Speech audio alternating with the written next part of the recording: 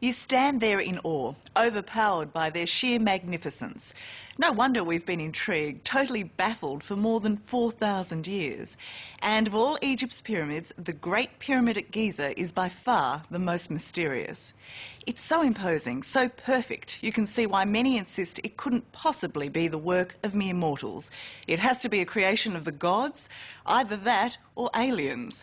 But at last it seems this ancient riddle has been solved. There's one man who reckons he's figured it all out. And he's willing to share his amazing discovery with us, to take us to the very heart of the mystery, deep inside the Great Pyramid, where very few have ever been.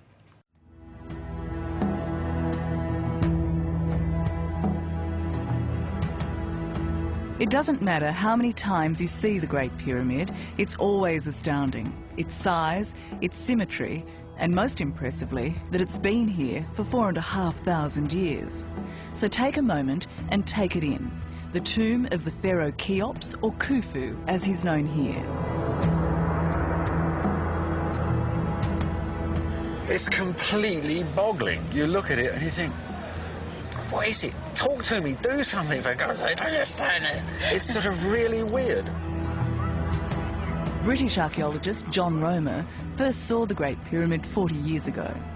Ever since, like so many others, he's been trying to figure out how it was built. You know, there's an old Arab saying, man fears time, but time fears the pyramids. It's the oldest thing in the world, and it just stands there.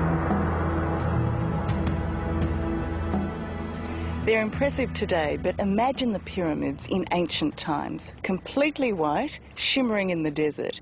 Visitors to this land must have just looked and wondered, and they probably asked the same question we ask today. How did they do it?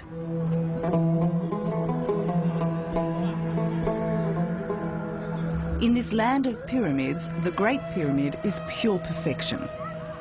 It's not just a huge pile of rocks neatly placed on top of each other. Okay, so everyone talks about the great precision of this pyramid, but looking at it, it looks a bit rough, actually. Yeah, it doesn't look too bloody precise, does it? But made well before mathematics was recognised, 2,000 years before Pythagoras came up with his triangle theorem, its perfect angles and joins make this the most precise and most confounding building in the world. You just need to know where to look. So you get this angle, where this meets this, and you get the angle of the pyramid. Yes, Is exactly. that right? That's right. Now, this angle has to be so precise, because if you're a wee fraction of a degree out, where it takes off from the bottom, you're going to be yards out, up in the air up there. What is mind-boggling about the Great Pyramid is that it's a really complex building designed with some very simple tools, the naked eye and a piece of string. For much of it, they used a plumb bob, a string with a weight on the end, and they lined it up to the stars to create one of the most accurate buildings of all time.